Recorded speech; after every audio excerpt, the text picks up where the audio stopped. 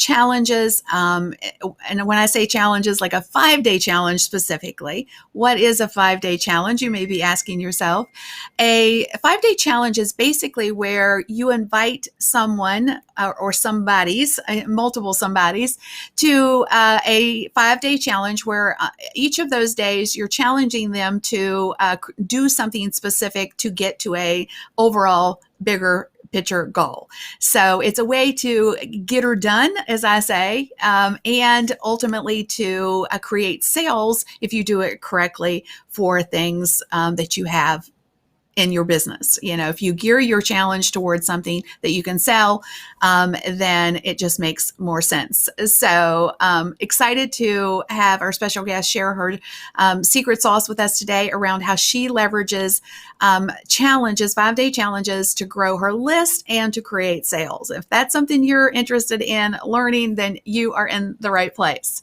So as you guys are coming in, just give me a shout out. Where in the world are you? If you are brand new and have never been on one of my shows before, I'd like to introduce myself, and I would love it if you would introduce yourself.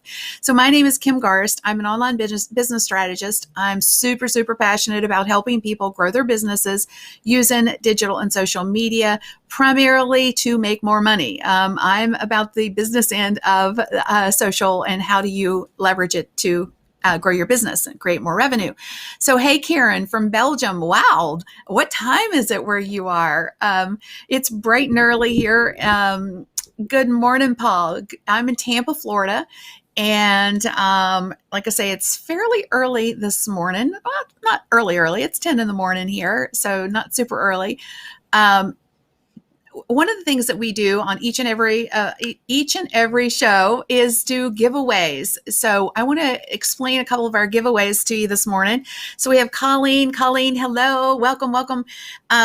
We do several different giveaways. So one is this little webcam cover so that you can slip it over your camera and people cannot spy on you. Evidently, that's a big thing.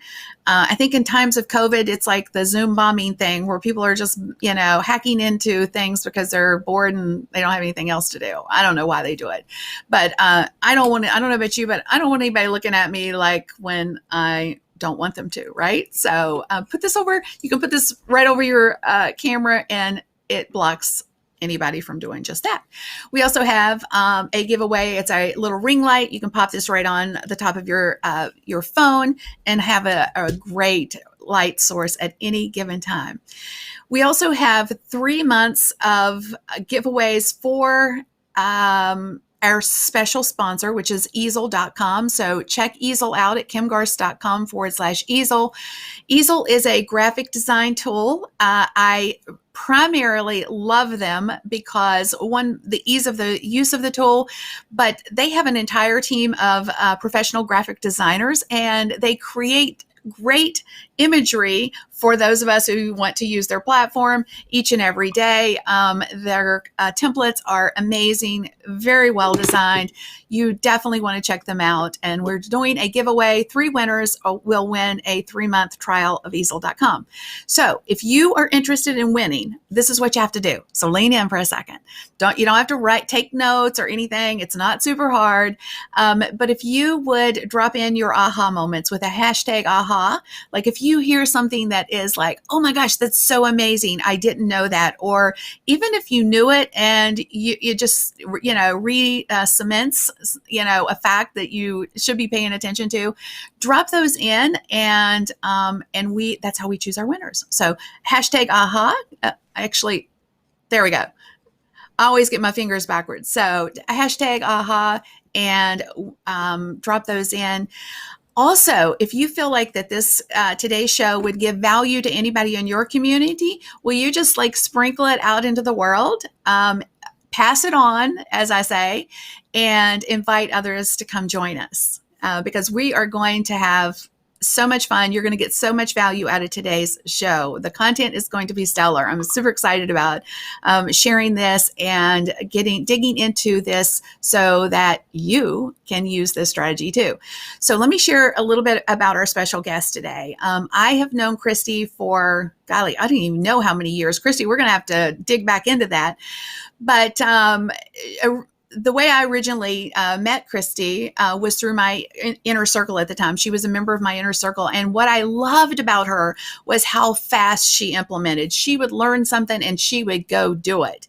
And she's evolved in her business like so fast. And it's been a pure joy to see her evolution in her business. But to tell you a little bit about her, she is a best-selling author, she's a motivational speaker, and she's a business mentor. She helps ambitious coaches play to win in all aspects of their lives.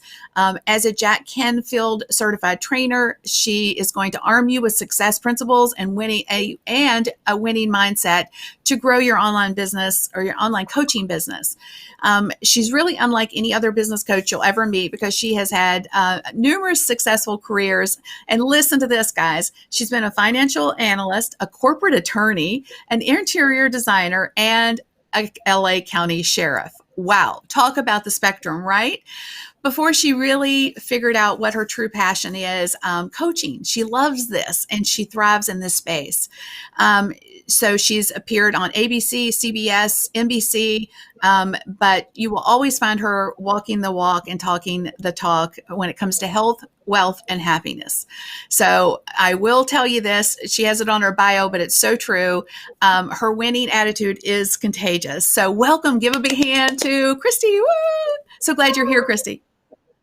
Thank you. So I am so glad I'm here too. So just backing up for a second, because I couldn't remember, like, how long has it been? Like, it was at like 2010? How far back do we go? Like, I'm just trying to remember. It's Probably around 2014, 13, okay. 14, because I launched my first online business in 2014. And I think I grabbed your ankle and didn't let go from the minute that I found you.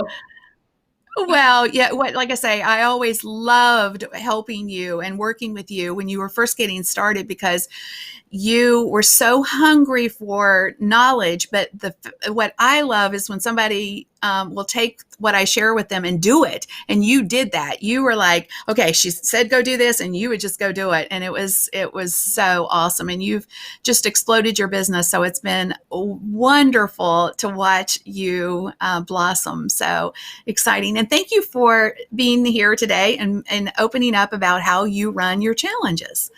So, can you share a little background on why you started with challenges to begin with? Yeah, I started running challenges way back in 2014. Like this was my first launch method was doing challenges. Back then I ran them as 10-day challenges, which is way too long. The sweet spot really is 5 days. The reason why I started doing them is they are the fastest way to grow your email list. They are the best way to really set yourself apart as an expert and to develop the know, like, and trust factor that your future clients need to have in order to invest with you. And I really believe there's no faster way to create that know, like, and trust factor within a cold audience than doing live challenges because it's you there, live, authentic, your goodness, your badness, everything. They see you in your element and your personality cannot be hidden at all. Yeah, so true, so true. So I'm just curious because I know when most people think when they start something new, the expectation is that it's just going to be it's going to be revolutionary. It's going to change their world. I'm just curious as to what the results were for your first challenge. I think I really have beginner's luck in a lot of things in life. My first challenge, I had over 1,000 participants and converted 66% of those into my paid program. And while some people may think, wait, 66 out of 1,000, that's not good. That's actually a good percentage, especially with a first challenge. And I've been doing them ever since then. And I get better and better and better with every challenge. And they're just so much fun to run. I love them. So that said, because I've heard a lot of success stories when it comes to just that first challenge is, I think the reason lots of times when we are trying to embrace a new concept or a new challenge, and if we do it and then it doesn't work out the way we want, but the flip side to that is I've heard a lot of really great success stories when it comes to first challenges. Um, I'm just curious as to your opinion on that, because I feel like that people are drawn to an outcome. You're promising an outcome, right? And you're also promising a small window of time to get her done. So do you think that that's why so many people are actually attracted to 5 day challenges? I think so, but the strategy, if you just look at a 5 day challenge, it seems like, oh, it's so simple. I'm just going to go run one. But if you don't know the strategy, they don't work. Most coaches make the biggest mistake, which is over serving the audience. And I see this especially with new coaches. They really just want to give and give and give because they're passionate.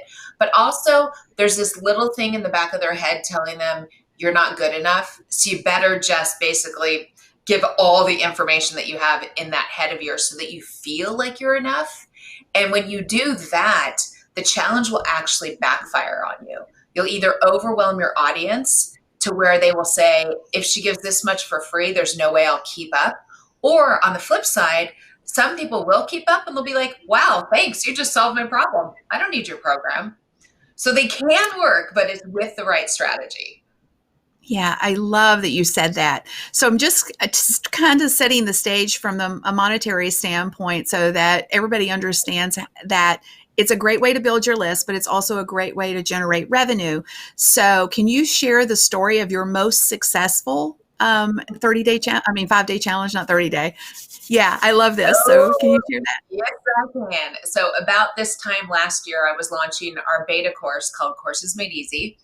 And I was running the Build Your Online Course Challenge. 5 days. We had 723 people sign up for the challenge, and we converted 125 of them for my first six-figure launch right around the $125,000 mark. And it was a beautiful thing. We're getting ready to run this challenge again August 3rd, not changing the thing, being super superstitious. And it's like, we nailed it the first time. It is now rinse and repeat. I love that. So, if you guys are out there and you're listening, whether you're watching us live or on the replay, let that sink in just for a second. One core strategy could generate a tremendous amount of revenue for you. And Karen was just saying, don't over deliver. We're going to dig into the content piece more in just a second. So you guys just know that's coming. I kind of wanted to go through this sequentially, like kind of setting the stages and then talking about it from a planning perspective. And then we'll dig into promotion and then the money piece it's kind of the way I broke it down.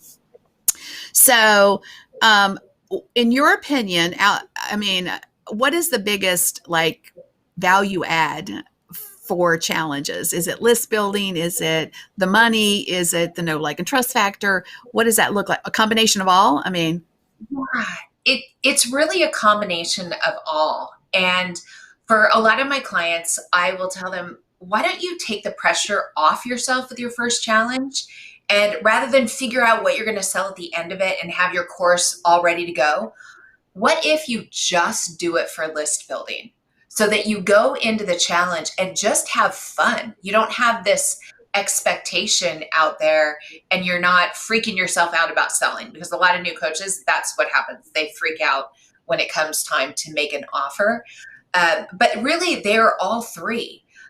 List building, we added probably 500 people to our email list when we ran that challenge I was talking about earlier, because we do Facebook ads. So some of the people were already on our list, and then we added a whole bunch of new ones. We'll be doing the same thing this time.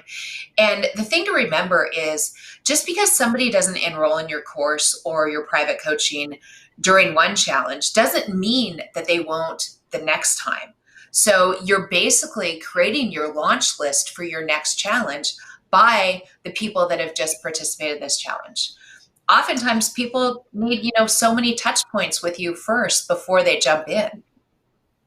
And I love that you said that about taking the pressure off, and just doing it to list build. That can be your core strategy. And it would be smart, in my opinion, perhaps if you don't have something to sell into, to start there, get your feet wet, get a feel for what a challenge looks like, maybe get the amount of content that you deliver solidified, and that would be so. Catherine is asking, how would this work for a service-based business? So I would love your take on that. I have an immediate thought, but Yeah. And I guess it really depends on the service, but it's a great way to generate private clients. So if your service is private client based, yeah, absolutely use a challenge to really show your expertise and leave people hungry for more. I say the challenge is the super juicy, tasty appetizer that leaves people asking for the menu so they can order dinner. Yeah, I love that. So I use that same analogy with my kind of my process from when it goes from something that's free being an appetizer, same thing. A challenge is free, and then your main course, and then what are your sides, kind of thing when it comes to your offers. So from a planning perspective, how do you go about coming up with a theme for your challenge? Yeah, I'm glad you asked that because it's super important. I always start with the end in mind. So start with, at the end of this challenge, what do I want people to do? Am I selling into private coaching? Am I enrolling in my course? And because the thing is the challenge needs to be directly connected to what you're offering. If not, people aren't going to join. It's like if you serve up a Chinese appetizer and then offer Mexican food for dinner. Well, somebody that likes Chinese appetizers may not like Mexican food. I, of course, like them both, but that's not important. So always start with the end in mind. And if it is, you're going to do your challenge for list building, great. Make sure the content that you put in your challenge is stuff from your regular coaching, your regular business. So again, it's really getting to the meat and the knowledge of what you know. But definitely start with the end in mind and think about, how would you want your clients to show up on day one of your private coaching or day one of your course? What knowledge or beliefs would you like them to have on day one? And that's part of what you're teaching in your challenge. So it's kind of like the warm up. In fact, we use our challenges as pre-work in our courses. We have our students go back through the challenge again while they're waiting for the course to begin. That's so good. And you were talking. Obviously, your audience is mostly coaches, but I want to circle back real quick to the question we had a moment ago about service-based businesses, because literally anything that you do for someone can be, in my opinion, could be structured into a challenge. It's like, I'll give you a quick example from my own perspective. When I was doing social media management back in the day, sometimes people will be like, "Oh, well, all they do is sit around and post on Facebook. So why do we need them?" So you go through a process of educating them on certain things, and then they realize, "Oh my gosh, this is hard. I just want to hire you to do it." So think of it in that framework. Is how do you give, to Christie's point, have an appetizer that leads to your service? So maybe frame it up in that context. So Christie, I know one of the things that is super important when it comes to actually attracting people to your challenge is the name. When it comes to naming your challenge, do you have some strategies that you can share? Like, should they be transformational in nature? Should it just be what it is? What's your take on that? It kind of a mixture of both. I mean, there's so many naming procedures that you can go through, but one that is so simple is just make it outcome based. So our challenge that we ran earlier this year is called the Get More Online Clients Challenge. Okay, people can understand what you're getting there. And for the one that we're running August 3rd, it's Build Your Online Course Challenge. Again, very clear, at least in my mind, that people know what the challenge is about. If all they hear is the name, they understand what you're going to be teaching. So it's kind of outcome based, essentially. Yeah, and I'm just curious too when it comes to like that expectation of what they're going to get. I've been really leaning into this when I'm teaching people is think about the transformation that you're trying to affect. If you're trying to help them get, 100 new Facebook fans for their business page in the next 30 days or, whatever it is. That's a very rudimentary example, but think about it in the context of the what they want and matching it up to a timeline. I think that works too.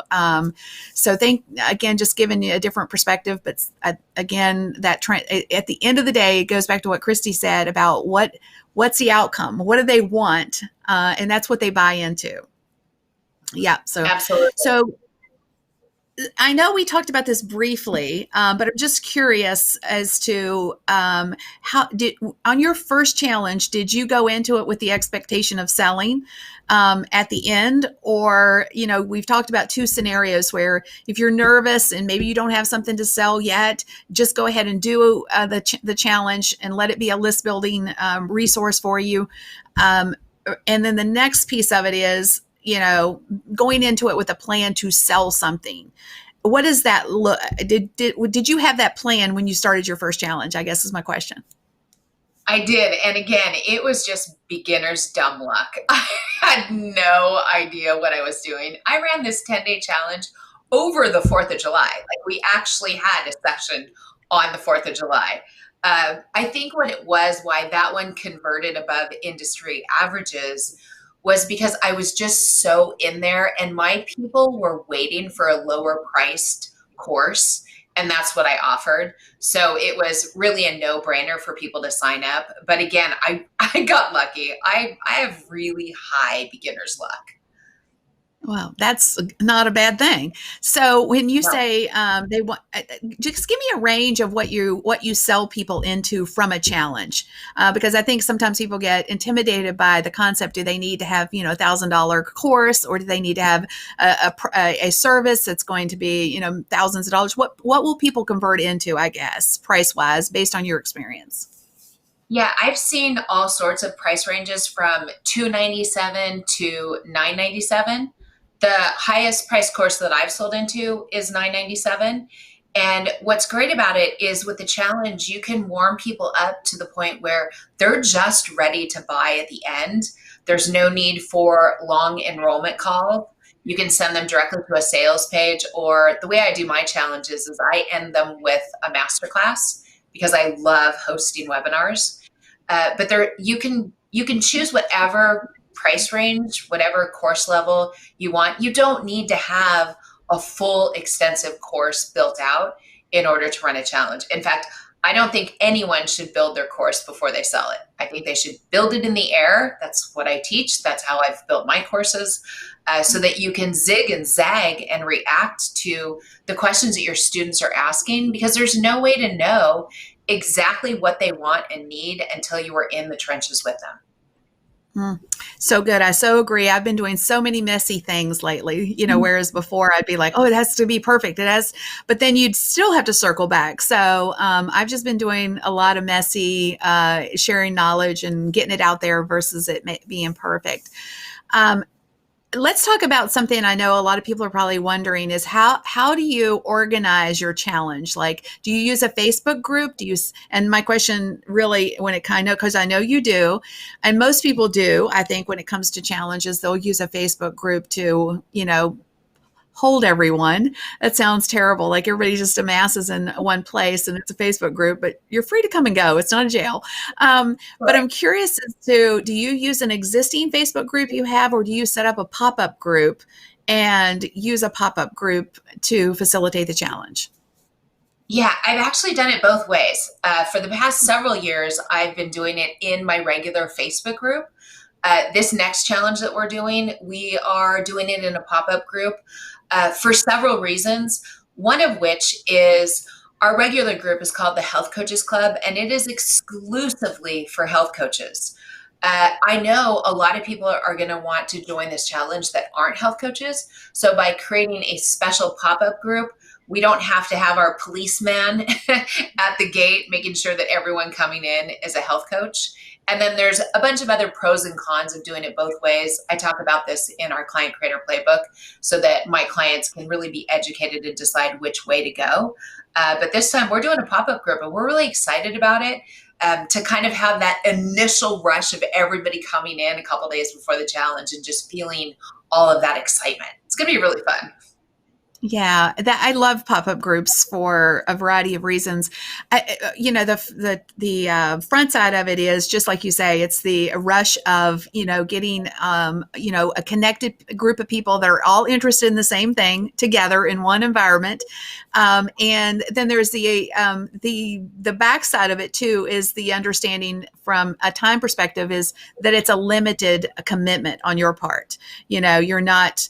It's not something that you would have to continue to serve that group of people, but beyond the 5 days, unless you ultimately decided to do so. So, Kathy is asking, how often do you host a Facebook challenge? We talked a little bit about this before, where I was sharing an example of somebody that I know that's doing monthly challenges, and then Christy just had this look of horror on her face, like, "What? No!" So, how often do you do them, Christy? The most I've done is 5 in 1 year. And that was when I was running two businesses. So it was three for one business, two for the other. These days, I do two a year. I have two signature courses. I launch both of them once a year and I run challenges into them. So just twice a year. I may do a third one this year that is focusing on personal development for the entrepreneur. It wouldn't be selling into a course, it would just be giving back and having fun helping entrepreneurs push through all those limiting beliefs that keep us stuck. But generally, I do them, two a year. I would not recommend, if you have one course that you're selling into, I would not recommend doing it more than 3 times a year because I believe it takes away the urgency for people to jump into that course. Good point. Really good points. So I know based on our previous conversation that you have a system for how you design your content flow. And I just think it's super wicked smart. So would you be willing to share how you put your design flow together for your 5 days? Sure. Let me just ask a clarifying question. Do you mean how do I pick the content? Is that the question? Well, you once shared with me that the reason you felt like that your conversions were so high is you chose to to create content that basically overcome their objections. So can you explain what that looks like to everyone? Exactly. I thought that's where you're going. I just wanted to clarify that. Yes, we all know that when it comes time to enroll people in our courses or in private coaching, that they have a series of objections. And if your challenge can either overcome the objections or change a belief that they have about themselves, then it's an easier process to get them across the finish line to where you can really serve them. And yes, we're using the word sell and enroll, but basically we're so passionate about what we do, we want to help our clients. So let's say, for instance, you have a client who has an objection about this is not the right time. If in your challenge you can have one of your topics be about time management or why now is the time to do something, whatever it is you're offering, then when you get them to the end of the challenge, that objection is off the table. And the typical one, I can't afford it, will come up, but we're all skilled. We know how to coach our clients around that. But it just makes it so much easier if you can give them this belief that, yes, I can do this. And I'm already getting past whatever objections I have to believing that it's possible for me. I love that. I just thought that was such a smart strategy. And so I really wanted to key in on it. When it comes to delivering your content, do you deliver the content in the Facebook group live? And if so, and how much time do you spend? Like we talked about this just briefly, where a lot of people tend to dump everything out and share way too much information. So do you have a structure for, like, do you go live? Do you share have a time frame that you share? What does it look like for you? Yes, I am very structured. So at sometime after midnight, they will get an email with that day's action guide. And then I go live, let's just say 9 a.m. And it's really important to keep your lives at the same time every day. People always ask me what's the best time, and my response is the best time is the time you can do it that at that time for 5 days straight. So I will do teaching in the morning, and then in the afternoon I come back and do live Q&A. And I guess one of the reasons why I kind of went, whoa, when you said there's a coach that's doing challenges every month is because I live in the Facebook group. When it's challenge week, it's challenge week. I am there to serve. I eat, breathe, and sleep the challenge. But what I'm uh, what I concentrate on is I am only coaching on these topics. This is not a free for all to get business coaching from Christie for a whole week. It is specifically on each day's topics, and I do not go beyond that. Smart. So from a time perspective, like, do you do like 15 minutes in your training, or what does it look like? And then Paul, I'm sorry, I just saw the Patrick part of Kirk, Paul's last name. Sorry, Paul. What does the content of the 5 day look like? So maybe give an example too. I mean, we're kind of mushing two questions there together, but from a brevity standpoint, because I think sometimes people think, oh my gosh, I'm going to have to go live and share content for an hour, or and when I say, is it 15 minutes? Is it 20 minutes? Is there corresponding workflows that go with it? What does it look like at a baseline? Sure. So I try to keep the teaching content to 20 minutes. Day one will typically go a little bit longer because there's some administrative stuff that I talk about in that first live, but basically under 30 minutes. And then the Q&As, I'm there, I'll stay for an hour. I'll stay there for 90 minutes. If people have specific questions about what I taught that day, I'll stay as long as it takes to answer it. Sometimes it's 10 minutes, sometimes it's an hour. To me, it doesn't matter. I'm there to serve. And I think that's honestly where the magic happens and facilitates the opportunity for a sale too. When you do the work and you spend the time and you show that you truly care, you're there to affect the whatever the transformation is that you promised, then that builds a incredible know, like, and trust factor with people. I'm seeing that. I'm doing a lot of my classes right now, and I call them classes, and I'm doing it with them versus just here, go log in and, get whatever. And I'm seeing so much more engagement and actual implementation, which is super exciting for me as an instructor, to try to get people to actually do what it is that they need to do in their business. So I think that spending the time, and I love that you said that, is so important. When it's not just about the content that you're sharing, it's about being there and being available to answer the questions. Did I sum that up good there? Okay. Yeah, you really did. In fact, we are considering essentially putting our regular Facebook group on pause while we're running the challenge in the pop-up group. Like, there's going to be no distractions. We are blinders on, challenge materials. And so we will post something in our regular Facebook group that has about 3,000 coaches in it that, hey, we're over here this week. If you want to learn about courses, come on over. If not, we'll see you back here when the challenge is over. I love that. So I know sometimes when it comes to Facebook groups, keeping people's interest can sometimes be a challenge, no pun intended. So how do you keep your challengers super engaged? Do you have some strategies that you use to, really keep them focused on the 5 days? Prizes. Everybody loves prizes. So that's one thing. We really encourage engagement because it's the only way that we can help them.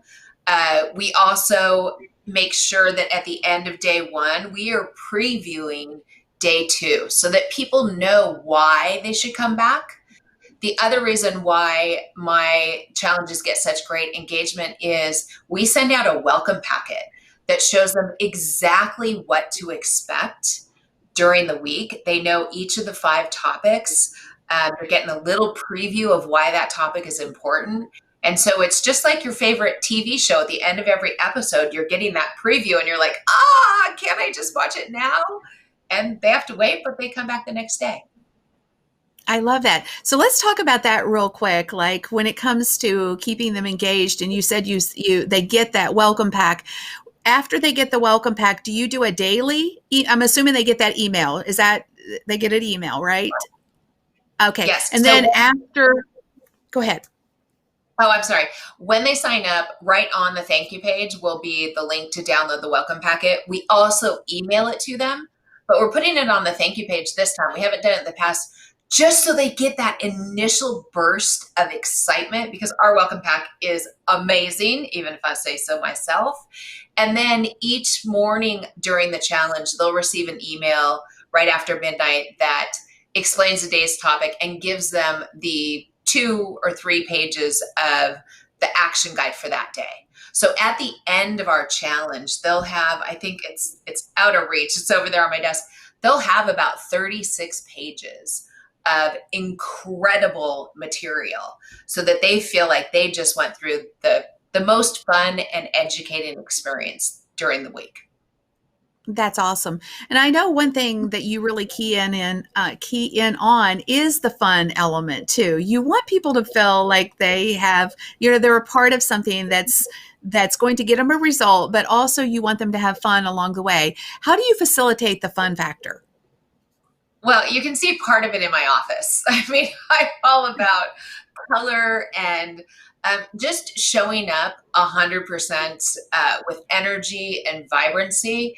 And that's kind of my brand. So I bring out my personality every single day. And I am not for everyone. And that's totally okay. If you don't like bubbly, happy, excited, there are plenty of other coaches that will match whatever you are looking for. So I think it's so important when people are running their challenges that they really show up 100% authentic as themselves and let the people into their hearts and let them make that connection.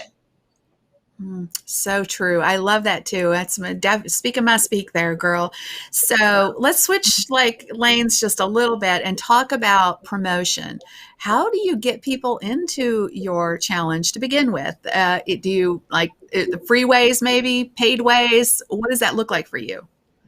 Yeah, there are free ways and paid ways. So the free ways is ask all your friends to share the posts on social media. Look for promo partners that are willing to send out an email. And these don't even have to be affiliates. We all know enough people in our life who are willing to do nice things for us, whether they're sending an email or they're sharing the social media post. You can also have your star students, your clients, send out or just forward posts or comment on your posts. And then the fastest way to build your business is, of course, Facebook ads. And that's what we do. We use Facebook ads also. So when it comes to Facebook ads, because I know a lot of people shy away from them, but I'm a huge fan of Facebook ads. They absolutely work. And I really only had a few times when I felt like I had a pretty close brush with not breaking even. Most of the time it's totally on the others. You put a little money in and you get a bigger return, right? And it's like saying, okay, if I can put in $1 and I can get 10 back, who wouldn't do that? But when it comes to this, because you're not selling something specifically, right? When you're running Facebook ads, you're basically trying to get people in for free. So it's you have to be willing to invest the money on the front side. So that said, can you give an example of how much money would you normally spend and what would be your average return on it? Yeah, I'm trying to think of our last challenge. I think we spent $3,000 to $4,000 in Facebook ads, and this was a challenge that we just ran earlier this year, and we brought in just a little under $50,000 in revenue.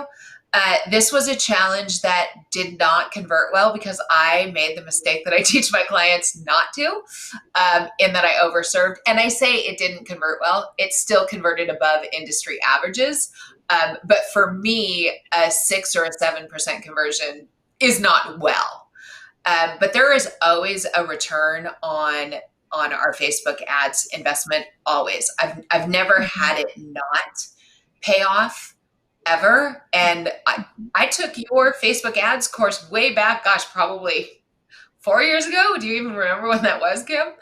It's been probably further back than that. So it's been a minute. I finally said I am not training people on Facebook ads anymore because I can't keep up with the training, updating the training. It's Facebook ads change so fast, but they do work. So going back to your example of okay, spending $2,000 to $3,000 and then getting $50,000 in sales, duh, like that's a no-brainer, right? But some may say, well, I don't have that kind of money. So let me ask you this question. Maybe it's a little bit of a clarifying question on the numbers. You spent, 2 to 3 to get how many into your challenge? I think that's a quantifier too for people to understand. What am I, if I spend that kind of money, what can I, realistically expect number wise? Yeah, Again, it's generic because everybody's is different, right? Go yes, ahead. we just went back and looked. Our average lead, so conversion into the challenge, was about $3 a lead, a little bit over, call it 350. So that's what it cost us. It cost us $3.50 to get somebody to say yes to the challenge. Every industry is different. Some are much lower, some are much higher. But again, that lead is now yours to nurture for as long as that lead stays on your email list. And I loved what you were saying that you don't teach Facebook ads anymore. I don't do Facebook ads myself anymore because I couldn't keep up either. And it's not my zone of genius. So I hired an agency to do it for me. Yeah. Yeah. And because it is hard. So Sherry's asking, how do, or are you promoting anywhere outside of Facebook? Great ask. What do you do Yeah. anything other than Facebook ads? We promote on Instagram also, and I will eventually have a presence on LinkedIn. I just haven't made it a priority yet, but it's on, that long list, that long entrepreneurial list. And we're also looking into Google Ads. Yeah. I haven't used Google Ads in several years, but I always felt like that there were very hard to be competitive price wise for top key phrases anyway. You almost had to always go for the low hanging fruit. I always felt like I kind of got so much more bang for my buck using Facebook ads. They're just hard to beat. And right now, in particular, Facebook ads costs are down right now because of the whole COVID thing. So, now's a super great time if you are interested in trying to leverage the power of Facebook ads to fill up a challenge. That said, is there a magic number? Like, how many people can you realistically handle when it comes to a challenge? Is the number like 100, 1,000, 2,000? Does it get to a place where there's just too many people? I don't believe so. We have big goals for this next challenge. Our goal is to have 2,000 people in the challenge. And I do have an assistant coach, Jane, who's amazing, my client excitement officer. Now, will every single person get a response back to their post? No, that's not possible when you have those kind of numbers. But this is why I do the live Q&A at the end of the day so that I can summarize any general themes and answer questions, even if they're not asked live. If I can see stuff coming up in the Facebook group, I can answer it once and talk to many as opposed to being individual one-on-one responding to every comment. Now, we do our best to respond to as many as we can, but sometimes it's just not possible. So as long as the people see that we're in there serving them, they'll get a good feeling about what it's like to work with us. I love that too. It really is the time, and being willing to invest in the people and understanding that they, one thing that some I've heard some people say over the years, and it is sometimes like, if you've poured so much into it and you get a question that's been asked like 50 times, you're like, oh, not again. You want to groan, but being willing to suck up that groan and answer it anyway, right? It's one of those things where we have to lead with a servant-based heart and understand that that's so important. And Paul says, what would an ad look like for a challenge? Ooh, good question. Yeah, it can either be a short video or just a photo with some text on it. We are constantly testing. There's no one right answer. In fact, my Facebook ads team has asked me for 5 short videos talking about the challenge. So this week I get to write those scripts and record those videos. And as of right now, I have no idea what they're going to look like. But I'll figure it out and I will have fun with it. But it's definitely Yeah. like your ads should get people excited about what you have to offer. I love that. Basically, it could be anything. To your point, it could be just an image that drives traffic to a challenge that's transformational in nature, like 5 days to the next, whatever your challenge name is.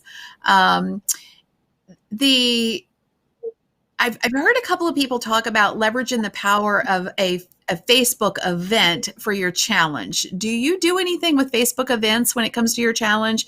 And if so, what is your strategy behind it? Yeah, we haven't in the past, but that's another thing that we're looking into for this time. We are hosting all of the training Facebook lives on my business page.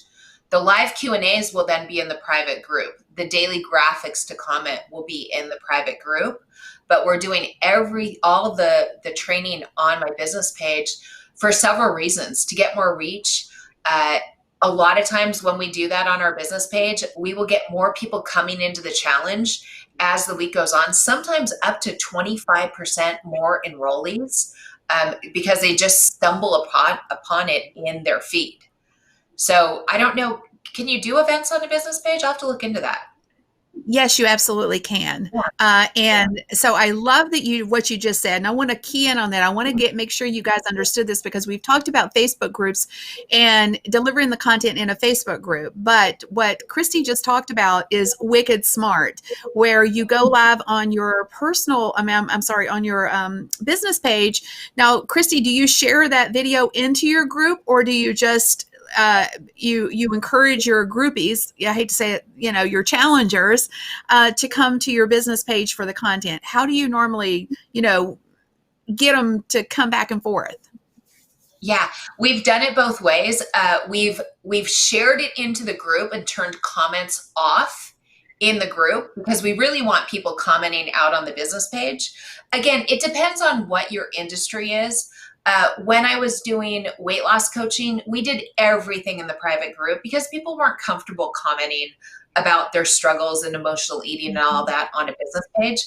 But for my business coaching, people are comfortable for the most part talking about it on the business page. So we really don't want them commenting on the teaching videos inside the group. I think this time what we'll do is we'll just put a graphic and a reminder to click here to go watch the morning's training, so that everything really is out on the business page. The fundamental trainings are out there. But then, Yeah. we want people in the group. So how do we get them into the group? Well, that's where the live Q&A is. That's where the commenting for prizes is. That's where all the fun and camaraderie is. Mm-hmm. So what happens, I'm assuming, is you have two different time blocks set up. You deliver the content, and then you encourage people to get into the group for the Q&A, and you go live again inside of the group only for the Q&A. Okay, so this strategy is really smart, and the reason that I'll just share a quick story that I've been doing is I'll go live on the first day of class for something that somebody has physically paid for already. And I'll do the first class on my business page for everybody. And I almost always get additional sales from that because people are seeing the content. They're like, this is really good. And then they'll go purchase. And I'm very transparent about it. I'm like, this is going to be this is a paid course. I'm gifting people the first day for free. If you're curious afterwards, go check out, here's the link, blah, blah, blah.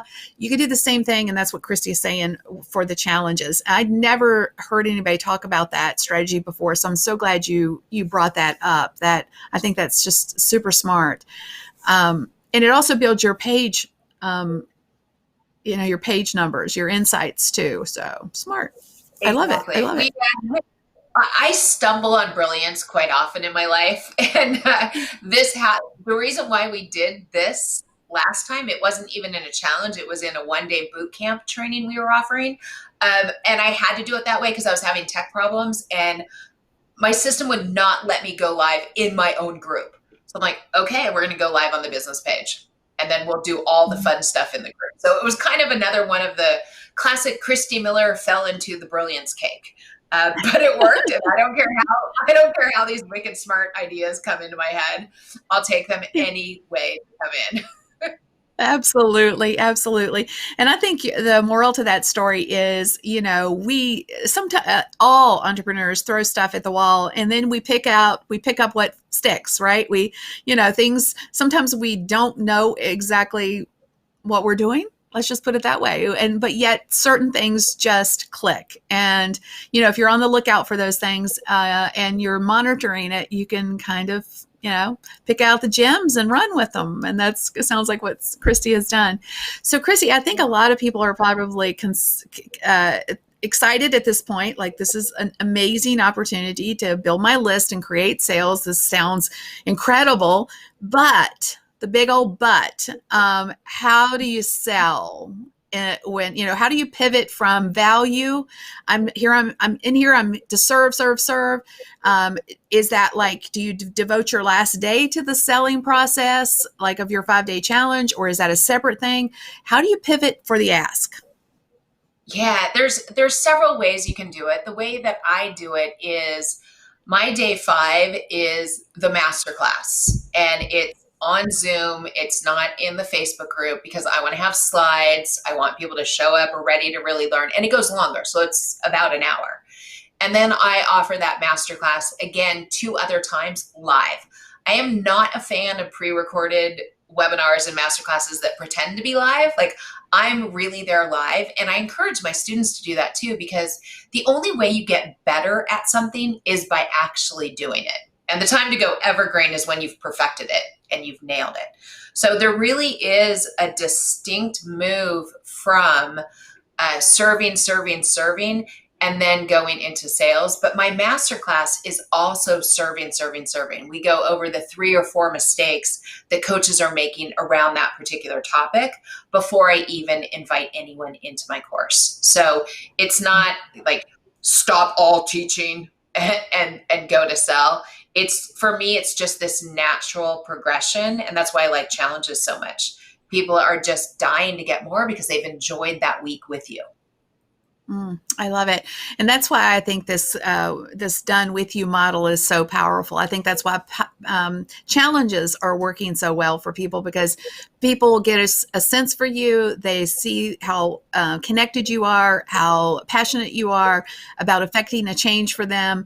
And they just, they're hungry to spend more money with you. It just makes a lot of sense. So as we're, good question, Jeff. So, and as we're getting our own prizes picked out, Jeff says, how do you choose what prizes to give away? And can you give us like a feel? Do you have a budget for it? And then what does that look like? Is it Amazon cards? Is it some of your products or services? What does it look like? Yeah. Back when I was doing weight loss coaching, I had branded Eat, Train, Win everything. So we would send our water bottles, my book, like a whole bunch of branded stuff. These days, I don't have anything branded for the Health Coaches Club, but we send out like little stuff, and I'm going to give it away. If anyone's watching now, they're in my next challenge, they may win one of these. And it's just a little bell that I tell people to celebrate every small win in your business. Other times we'll do Amazon gift cards. Sometimes we'll do big prizes. In our last challenge, one person walked away with a $500 cash. Like I wired Mm. them or PayPal them or however it was I did that. I gave them $500 cash. You don't have to do that. You can reach out to your friends that have products that are related to your business or just products that you love. It's not even so much the prize, it's the running to the finish line and trying to become eligible for the prize. Mm. Yeah, and when I think there's a sense of competitiveness when it comes to that. Like I know myself, I'm super competitive, so I I love to compete for things. So ring light winner, Catherine Brush. I hope I said that correctly, Catherine. I don't know if I can butcher that. I think I got that one right. And if you, sweetie, if you will just send us, go up to the top and click on send message, send us your mailing address. We'll get that out to you ASAP. And who else is a winner? People love winning stuff, right? And when you recognition, I think also is a factor. People like to be recognized as the winner for things. Webcam cover winner, Kathy. Yay! Kathy, right? Absolutely. Yeah. Yes, yes, yes, yes. The world is such a small place sometimes. And then the easel winners, guys. Those of you who won the easel package, you'll get 3 months for free. Check it out. For those of you who didn't win, definitely check out easel.com. They're amazing. You'll go in there and you'll see, like, oh my gosh, I can immediately download this and put this on my social. This is incredible. So the easel winners are Karen Hogston, Abigail Anderson, and Joanne Crawl. Hey, Joanne, I haven't seen you in a while. You go, girl. I'm so excited you guys won. So check those out. For those that won the easel package, just send us your email. We don't need a mailing address, just an email. For those who won the physical products, though, we'll need a mailing address so we can get it in the mail to you. All right. So Christy, thank you for sharing your like wicked smart strategies around challenges. I bet you, in fact, this poll time, how many of you guys are so intrigued by challenges that you're like, I'm going to check this out. How many of you would like to get a sneak peek behind the scenes of yes, Christy's next challenge? Anybody want to get a sneak peek behind the scenes? Like to sign up for her challenge and figure out how she does it and reverse engineer it a little bit, get wicked smart on some of the things that she does, learn from her.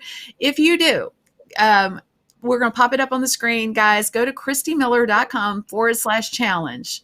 And I think it starts, when does it start? It's coming up, right?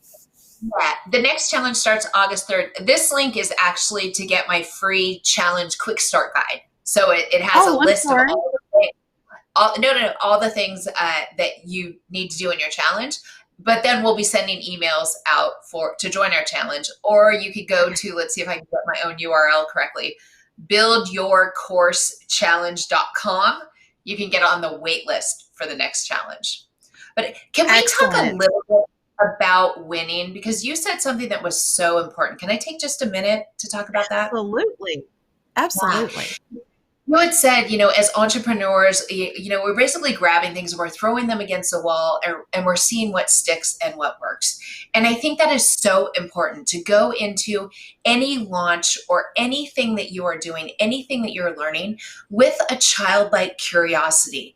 It is not about winning and losing. It's about gaining the knowledge that's working for you. And I love what my mentor, James Wedmore, says. He says, you will either get the results that you desire or the lessons that you need. I think it's kind of a combination of both. You get some of the results that you want and some lessons that you want. And there is no such thing as a failure. Even when I say my last launch didn't go as well as I wanted, I got really valuable lessons. I needed a reminder not to overserve. So never, never, ever, ever look at something as a failure in your business. Look at it as an opportunity to dig in, see what worked, see what didn't. And most of the times, it's us. We need to look at the person that we need to become in order to get the results that we desire. Mm-mm-mm. Golden, golden right there. I love it. Thank you for sharing that powerful message. So curious now. I know a lot of you guys are have kind of gotten the gist of what a 5 day challenge looks like. How many of you are intrigued enough to go out and figure it out? And definitely get to Christie's freebie so that you can like get the pieces and parts. Karen says, aha moment, this is all amazing. I don't know what to choose as a separate light bulb moment. Yeah, I think that that will, take some brainstorming for each of you if you decide to do a challenge yourself. What is that small thing that you can pull out that affects again, a small transformation. It's not a huge transformation. You're not trying to, like Christy said, don't over deliver to the degree, that you are going to shoot yourself in the foot. So Kathy says, thank you. Christie Miller is the best. Yes, she is. I'm so excited that she shared all of her wicked smart strategies with us today. I'm excited that like I said, she's just blossomed in her business, and it's wonderful to see. Wonderful to see. So girl, tell everybody how they can get in touch with you outside of your freebie. Where can they find you on social and all that? Yeah, here's what's funny. I don't even have a website. I made multiple six figures last year with no website. So you can find me on Facebook at Coach Christie Miller. And you can also find me on Instagram at Coach Christie Miller. But really, Facebook is my home. That's where I show up every single day, taking weekends off now. But that is where I show up to really serve. And thank you, Kim, for allowing me this opportunity. I just adore you, respect you. This is awesome.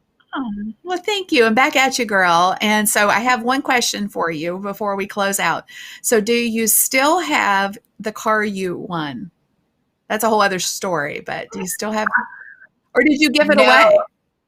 I sold it for something better. Okay, So I all right.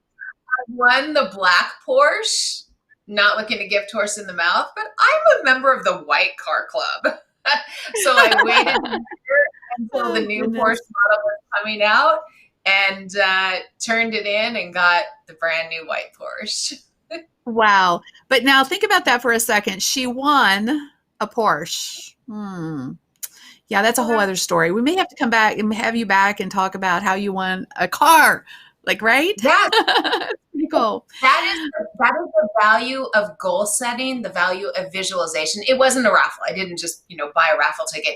Yeah. And it's really the value of stepping in to become the person that you need to be to create the results that you want. So that would be an awesome Facebook Live.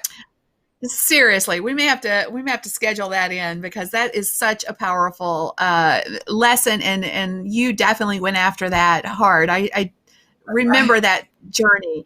It was fascinating to watch. And then when you won, I was like, yes, she won. So it's exciting. That was a whole other story. We should have, that would have taken us off today's topic, but still. My all right. I was just going to say, my husband thought that I had gone completely crazy. I sold my car the day before they were announcing the winner. And that's when he was like, what the heck? And I'm like, I need to tell the universe there's space in my garage for the car. He's like, oh. Talk about visualization and just taking the leap of faith. That's incredible.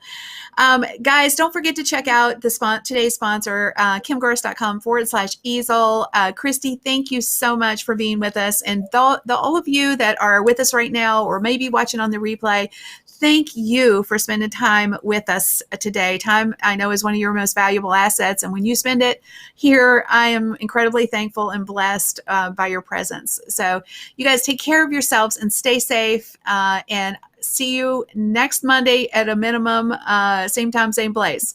Thanks for being here.